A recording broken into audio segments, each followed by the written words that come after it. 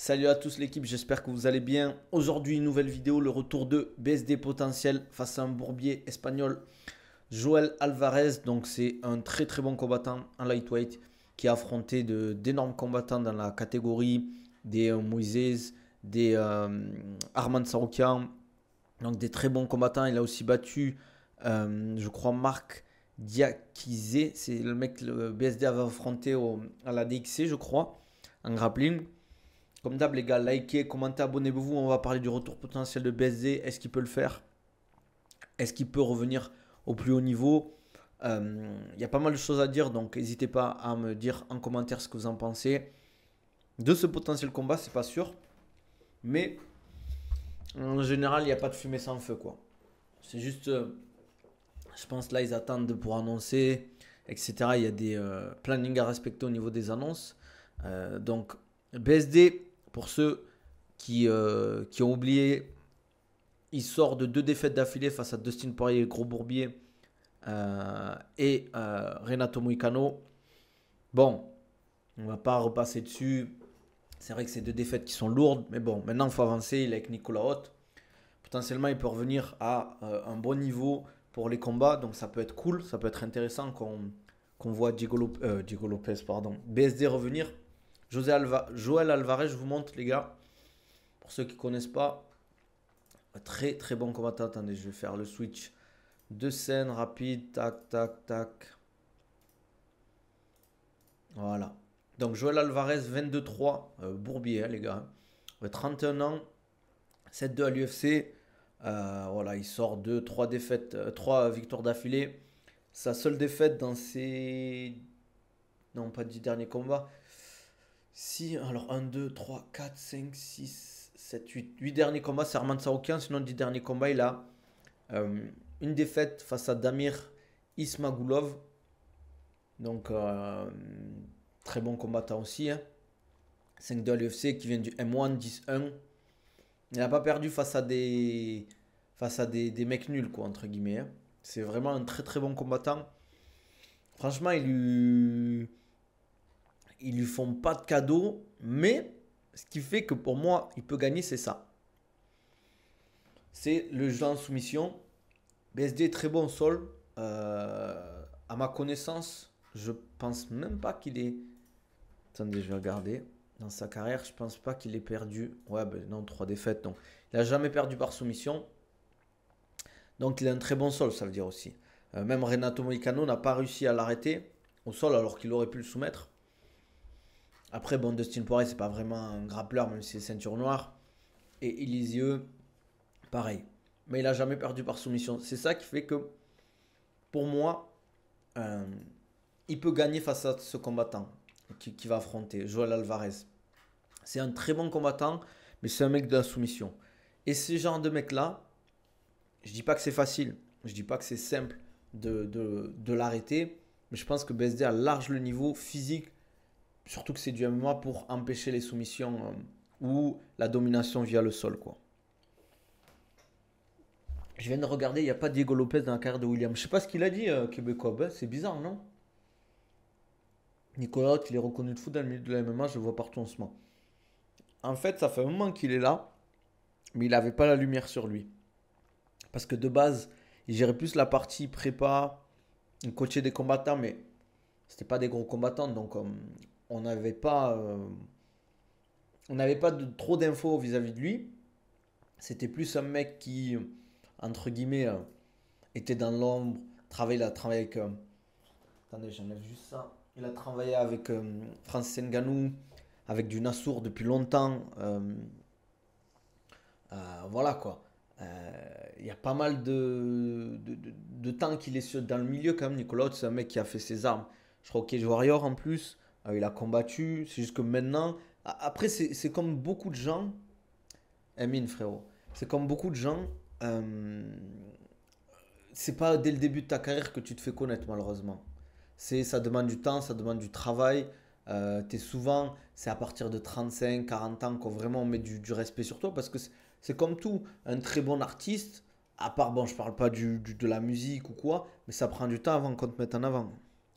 Salut frérot, tu en penses quoi du combat de BSD qui arrive Bourbier? Bourbier, mais je pense qu'il peut le faire. Il a confondu avec Fernand Lopez. Nicolas parle d'un logiciel Morpheus pour organiser et optimiser les entraînements à la prépa. Des infos sur ce logiciel. Il y en a plusieurs des trucs comme ça. Euh, des logiciels qui sont utilisés par rapport à la préparation physique, etc. Je dis souvent que c'est intéressant de les utiliser, mais attention. Parce qu'il y a des logiciels, par exemple, qui organisent via les datas que tu as les entraînements à faire, etc. Mais il y a tellement de paramètres qui rentrent en compte que malheureusement, ça ne marche pas comme ça, quoi. Welcome salam, les gars. Nasser Hamzat, c'est inévitable. Je ne dirais pas que c'est inévitable, parce que potentiellement, ça ne pourra jamais se faire, parce que l'un ou l'autre va perdre ou gagner. Mais voilà.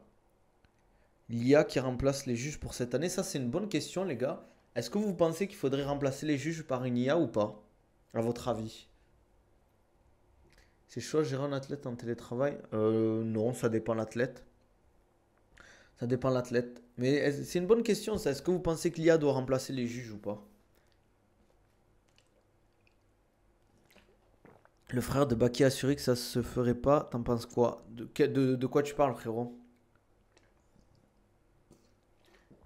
Comment ça, BSD de retour? Ben, il devrait combattre Joël Alvarez, des rumeurs qui sortent. Très très bon combattant à l'UFC, qui a affronté Armand Saroukian, Thiago Moises, des très bons combattants.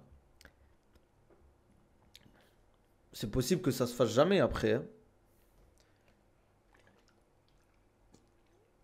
Ça dépend si les tests sont positifs, pourquoi pas. Pour moi, il faut tester. Il faudrait tester sur des events type TUF, type Dana White Contender Series avant de le mettre vraiment à l'UFC. Ou de tester, par exemple, euh, mais j'ai oublié de remettre les alertes. Je suis un fou. Euh, Merci Youbanks pour le follow. Bienvenue. N'hésite pas à mettre les notifications. Qu'est-ce que je voulais dire? Peut-être tester, de mettre les IA en même temps que les juges et voir comment ça se passe. Franchement, je trouve pas ça sérieux que des athlètes ne veuillent pas se déplacer pour leur carrière. Au foot, si tu dois jouer dans une ville de merde, t'as pas le choix. Ouais, mais c'est comme ça, Isma. Je vois ce que tu veux dire, hein. Vaz, avant ses victoires de 2024, avec deux combats annulés de fait pour raison inconnue, bizarre, risque d'annulation. C'est fort possible, Québécois. Après, peut-être qu'il y a des. Est-ce qu'on a eu plus d'infos là-dessus? Prochain gagnant, il y aura Cerudo et Brendan Allen, je pense. Je vois pas. Ah, par rapport à l'UFC de ce week-end. C'est vrai que Brendan Allen, c'est le seul mec qui s'est fait finir au point par Strickland, hein. Non, en gros, faut pas tout déshumaniser, ça va devenir un monde robotique, ça fait flipper parce que l'IA, c'est pas. L'IA a pas de jeu, c'est de la jugeote. Et un avis personnel, ça va être purement statistique. Je vois ce que tu veux dire, mais quand même, une décision du juge, elle impacte beaucoup la carrière d'un combattant, hein. Pour moi, je préfère être jugé par une IA que par des juges qui sont des fois incompétents ou bizarres. Tu sais qu'au moins l'IA, à part, bon, s'il y a un code dedans, c'est ça le problème. Est-ce que l'IA elle peut être corrompue ou pas? Parce que si tu mets une IA qui juge, mais qu'elle est corrompue par l'UFC parce qu'ils veulent avantager tel ou tel combattant, c'est là que c'est bizarre. Welcome salam, Turco. Non, frère. Les stats MMA, parfois, ça veut rien dire. En fait, ça dépend. Parce que, tu vois, MMA, c'est quoi les critères de dotation, en fait, de notation? C'est ça qu'il faut prendre en compte. Les critères de notation. Est-ce qu'une IA, si elle est assez compétente par rapport aux infos qu'elle a, parce qu'en fait, l'IA, elle voit pas. C'est pas en mode, elle voit, il y a quelqu'un qui regarde le combattant, elle va voir vis-à-vis des stats, ça veut dire des coups qui ont été portés, des takedowns, qu'est-ce qu'elle va voir aussi? Mais potentiellement la position au niveau de la cage, qui est dessus, qui est dessous, mais il y a d'autres paramètres qu'elle va pas prendre en compte, tu vois. Parce que frère, si tu prends les critères de notation à l'aide, c'est un scandale. Merci Tokita. Rasoul, le frère de Baki, a dit qu'il n'y aura pas de Nas Ramzat car Skip l'UFC a d'autres projets. C'est possible. Peut-être que Ramzat veut monter de catégorie, je sais pas, hein. Salut frérot, ça vaut quoi? C'est vrai, sur ce point, je te rejoins. Je pense qu'il y aura du temps avant que ça puisse arriver, mais je reste d'accord sur le fait qu'un arbitre peut te mettre faire une fin de carrière à cause de son avis désastreux. C'est quoi le dernier gros scandale à l'UFC par rapport à une décision? C'est quoi déjà? Merci Para pour le follow. Dans son interview sur Fightmind, Nicolas Haute détaille les failles qu'il a vues dans le combat des îles. Il est fort ce type. J'espère que BSD va remonter la pente. Nassourdine avoir la ceinture. Après, je trouve que le problème de. Enfin, le BSD, la problématique, c'est de la catégorie aussi. J'ai du mal. Je pense qu'il peut revenir, mais j'ai du mal à le voir intégrer le top 3 par exemple. Parce qu'il y a des mecs au-dessus qui sont vraiment très forts, quoi. Imagine, tu prends la notation à la lettre, un mec qui take down un gars, le contrôle 4 minutes 30, le prend en position dominante, mais ne met pas de frappe et prend 2 crochets en début de round, ben officiellement, il faudrait le donner au mec qui a donné 2 crochets. Ouais, je vois ce que tu veux dire. Je vois ce que tu veux dire. Je vois ce que tu... Après, il faut pas abuser non plus. Pour moi, 2 crochets, après, 2 crochets qui te sonnent, on est d'accord. Mais juste 2 crochets, si tu branches pas et tout, en, en soi, c'est du dégât. Mais si le mec il te domine 4 minutes 30, après, s'il te met pas de dégâts aussi, c'est ça le truc. Faut pas oublier que. En fait, pour moi, le problème du MMA, les notations, c'est un peu bancal, je trouve. Volkov Gain. J'aime bien, les gars, vous venez, vous me lâchez un truc. Volkov Gain, vous trouvez que c'est un vol de fou? Pas moi. T'as déjà vu les vidéos du mec qui imite Benoît Saint-Denis? Ouais, mais je trouve ça pas rigolo, les gars. Franchement, et c'est pas pour faire les gris, c'est juste que moi, je suis pas un bon public. Moi, je suis pas trop. En fait, les mecs qui me font rire, c'est qui? J'aime bien Fabrice Eboué. Y a qui que j'aime bien? Dieudonné à une époque. Alors maintenant, je regarde plus trop. Y a qui aussi? En France, je parle. J'aimais bien. Comment ça s'appelle? Caméra Café, mais certains trucs, pas tout le temps. Et voilà. Mes frères, ça reste un sport où le plus fort doit gagner, sinon on fait du kickbox et tir. Non, mais moi, les gars, frère, tu sais que je suis de la team lutte JB, moi je suis de la team préhension. Mais moi, je suis d'accord que pour moi, il faudrait. En fait, le seul problème, c'est que malheureusement, pour moi, en fait, ce qu'il devrait faire, c'est que le takedown, l'amener au sol, je parle vraiment de l'amener au sol, tu dois avoir beaucoup plus de points. Parce que amener quelqu'un au sol, c'est dur en fait. C'est super dur d'amener quelqu'un au sol et ça demande beaucoup d'énergie. De mettre un jab, mettre un bras arrière, en soi, c'est risqué. Mais amener quelqu'un au sol et valider l'amener au sol, ça, c'est tellement d'efforts qui sont mis en place que je trouve que c'est des fois c'est pas récompensé en fait. C'est en fait maintenant plus tu avances, plus c'est dur d'amener quelqu'un au sol en soi. Je préfère être jugé naturellement par un humain qui dit machine dit potentiel hack, il y aura corruption et des magouilles alors qu'humainement aussi il peut y avoir des magouilles, je comprends mais je préfère par un humain. Mais non mais je comprends. C'est comme la question est-ce que tu aimerais être opéré par une machine ou un humain? Ça n'a pas de sens d'utiliser l'IA, déjà il faut des millions de combattants pour entraîner l'IA. Partir sur une bonne base de données, il faut également traiter de données, comment avoir une bonne IA si on l'entraîne avec les mêmes juges. Les erreurs sont les mêmes, c'est pas viable pour moi, ça demande beaucoup trop d'argent pour peu d'investissement en retour. Ouais, ça se tient, Isma, c'est bien. Pour une fois, tu as dit quelque chose d'intelligent, c'est bien, ça fait plaisir. Alaikum salam wa rahmatullah, frérot. Tu t'entraînes 3 fois par semaine en boxe car ton club te le permet. J'aimerais m'entraîner le reste de la semaine, je sais pas comment m'y prendre. Tu auras des conseils, j'ai à peu près 4 mois de boxe. Mais tu veux progresser en boxe seulement ou tu veux. C'est quoi que tu veux faire? C'est quoi tes objectifs? C'est quand qui sort tes vidéos Turco au fait? Tu parles d'un projet, tu parles d'un projet.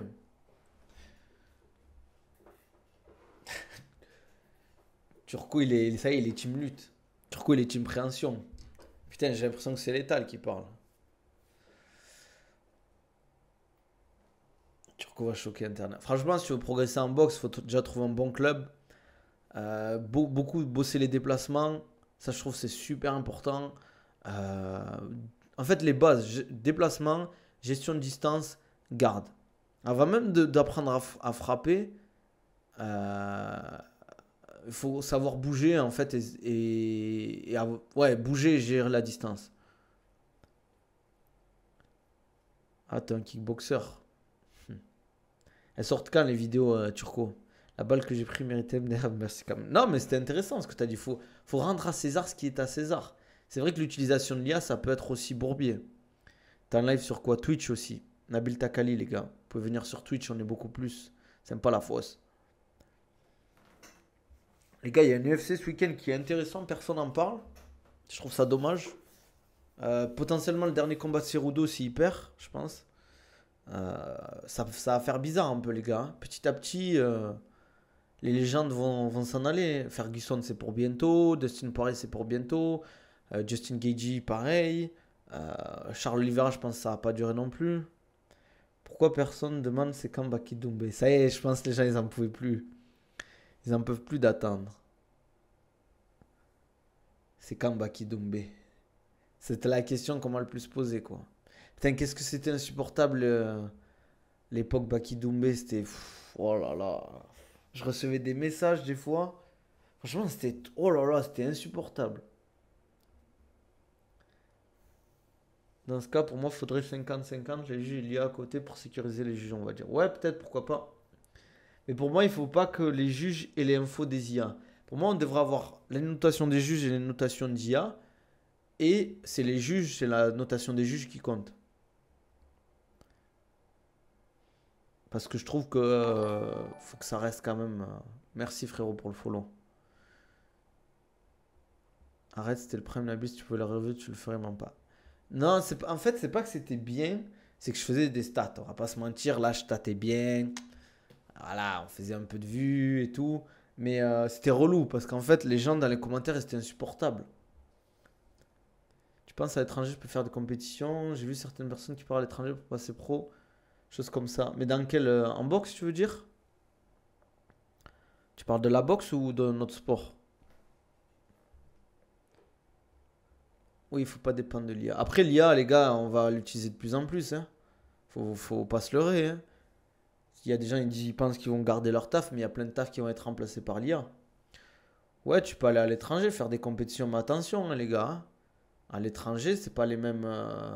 C'est pas la même chose, les gars, aller faire des compétitions à l'étranger. Souvent, t'as pas les juges avec toi. T'as plein de paramètres qui sont pris en compte. C'est un budget aussi d'aller faire des compétitions à l'étranger. Moi, je pense que c'est bien de commencer petit à petit, après de temps en temps faire des trucs à l'étranger. Mais ça reste un budget, quoi. Ça veut dire qu'il faut que tu payes l'hôtel, le transport, la bouffe. Les gars, le sport en compétition, c'est un budget. Hein.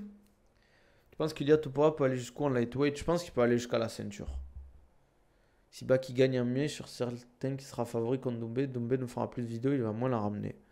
C'est possible. Je sais même pas si Doumbé va recombattre un jour en vrai, les gars. Parce que je vois pas pourquoi il aurait pas pu combattre. En fait, qu'est-ce qu'il attend? C'est ça le truc.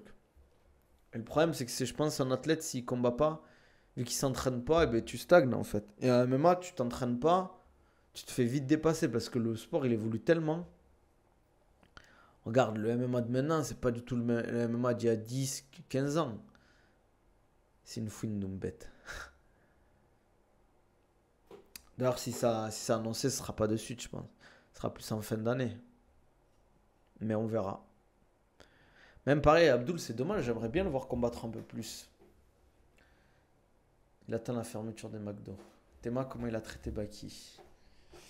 Ah, mais qu'est-ce que tu veux, c'est comme ça, hein, les gars. J'ai vu qu'il y avait les IMAF aujourd'hui, j'ai pas trop regardé, je vous avoue.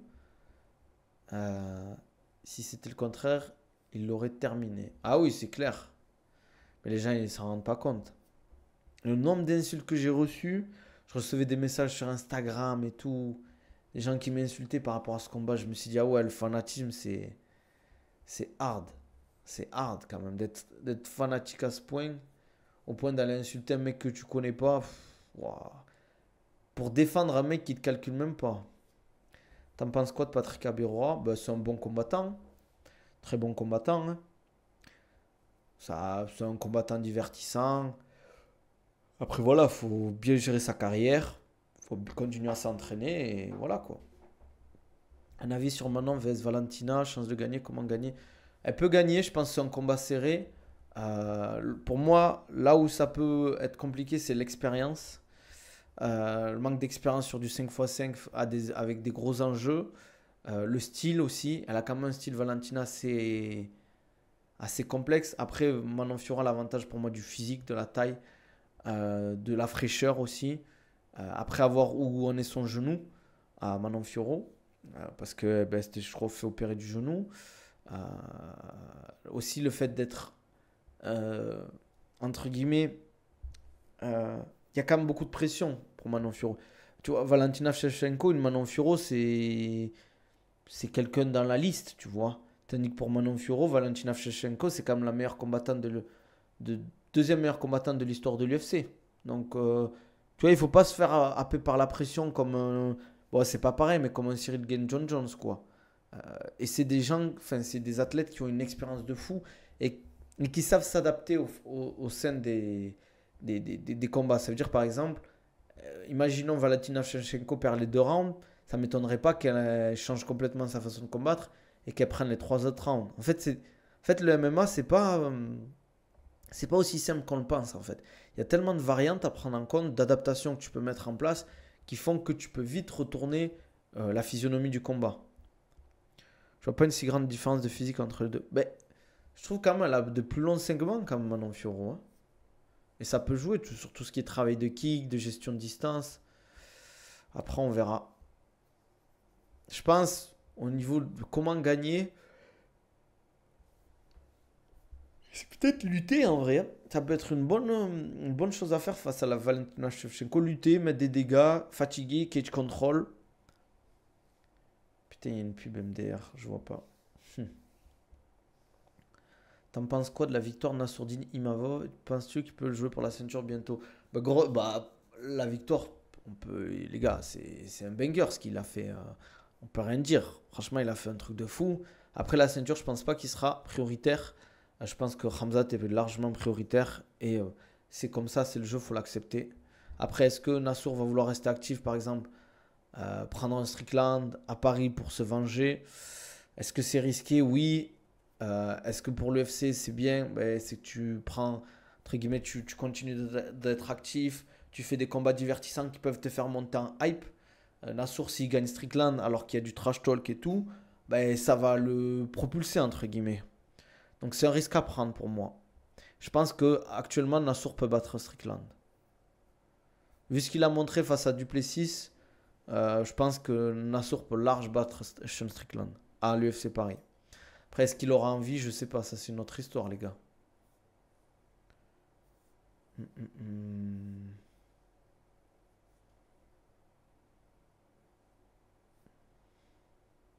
Les gars, il y a un truc intéressant. Les gars, vous allez me dire.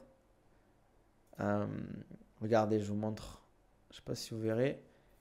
Parce que j'ai tweeté par rapport à ça. Et j'ai dit, ouais, c'est un bon match. Mais je pense que si Nicolas nous prépare un BSD aux petits oignons, il a large les capacités de le battre par rapport à ce combat.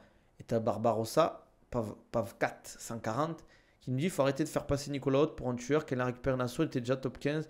Le mérite revient au bon vieux Fernand. Nicolas Haute n'a ramené personne à l'FC. La hype de la culture de l'instant vous rend matrixé. Dites-moi ce que vous en pensez, vous, les gars. J'ai envie d'avoir votre avis à ce niveau-là. Moi, j'ai mon avis. Je vais vous le donner. Je vois mon avis. Je vais vous le donner. Euh, je trouve que c'est une mauvaise analyse de la part de Barbarossa parce qu'en gros, il n'y a pas que le coaching qui joue, il y a le management. Qu'est-ce qui a fait que Fernand a amené beaucoup de mecs à l'UFC? Certes, son niveau de coach, ça, il n'y a pas de problème, mais il a ramené Fernand, il a ramené Francis, il a ramené Cyril, il a ramené Taylor Lapillus, il a ramené William Gomis, il a ramené Nassour, qui l'a ramené d'autres? Je crois que c'est tout. Et quand tu as tes management, tu peux plus facilement. Quand tu es coach et manager, c'est beaucoup plus facile. Regardez, regarde, Guillaume Pelletier a beaucoup plus d'athlètes à l'UFC que Daniel Warren. C'est plus facile d'avoir beaucoup d'athlètes, on va dire, d'avoir beaucoup d'athlètes en tant que management qu'en tant que coach. Vous voyez ce que je veux dire? Merci pour le cadeau, Warren, ça fait plaisir, sympa la force.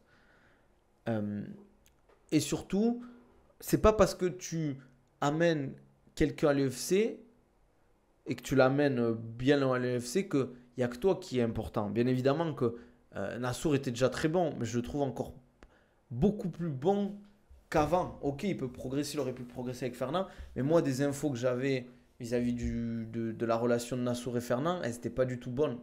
Et là, la relation qu'a Nicolas Haute et Nassour, actuellement, elle a l'air très très bien. Et il fait monter d'autres combattants. Il fait monter des combattants comme... comment il s'appelle? J'ai oublié son nom. Youssef Bouganem. Il y a... Bon, je sais pas qui c'est exactement, mais Benfin, là, qui fait un bon truc et tout. Wissem Akhmouche, je sais pas si c'est lui qui gère tout à ce niveau-là. Certes,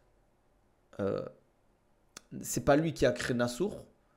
Mais globalement, depuis qu'il est avec Nassour, ça se passe bien, quoi. On va pas se mentir. Voilà, quoi. Après, attention, je dis pas que Fernand est un mauvais coach. Mais pour moi, dire que Nicolas n'a pas impacter le niveau de Nassour, c'est faux. Est-ce qu'il peut impacter le niveau de BSD? Je pense que oui. Il peut impacter le niveau de BSD. Clairement, il peut faire quelque chose. Après, est-ce que ce sera autant que Nassour? Je ne sais pas. Est-ce que BSD est facilement coachable? Je ne sais pas, je ne connais pas. Est-ce que BSD a une grosse marge de progression? Je ne sais pas. D'ailleurs, on l'a vu au niveau du coaching. Ce qu'il a proposé entre le round 1 et le round 2 face à Adesanya, c'était une masterclass. Voilà quoi. Bien évidemment, c'est facile à dire quand tu gagnes derrière. Mais dire que Nicolas Haute surfe sur Nassour et tout, je suis pas d'accord. Parce que en fait, Nicolas Haute, c'est juste qu'il n'a pas eu la possibilité d'avoir des athlètes de très bon niveau, on va dire assez jeunes. Par exemple, imaginons là, tu lui donnes un Baki. Tu lui donnes un Baki jusqu'à l'UFC. Il peut faire un banger avec Baki, tu vois. Tu vois, tu peux faire un banger là-dessus, quoi. Si Nicolas gère gère Baki jusqu'à l'UFC et plus, si ça se passe bien. Et il y a d'autres combattants comme ça. Je pense qu'un Tourpal, enfin Aboubakar Younousov, pareil. Voilà quoi. Après, il y a d'autres coachs qui sont très bons, du Johnny Fraché. Après, c'est avec ce que tu as, avec la matière que tu as. Du Aldric Cassata, pareil. Tu peux être un très bon coach si tes combattants ils sont nuls. Tu peux les faire progresser, mais le niveau UFC, c'est quand même un très bon niveau, quoi. Donc voilà, c'est intéressant. Mais c'est intéressant qu'il donne son avis, le Boug. Qu'est-ce que je voulais dire d'autre? Sinon, pas trop d'infos. UFC ce week-end avec Cerudo qui revient, Brendan Allen.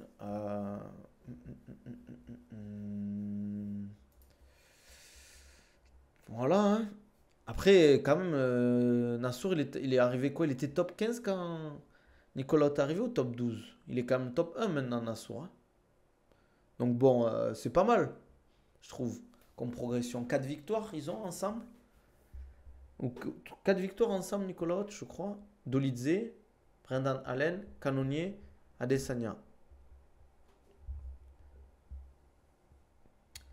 Et voilà. Donc je sais pas, les gens ils sont un peu durs. Je pense que Baki devra définitivement bouger Strasbourg pour ce qui est sparring, etc.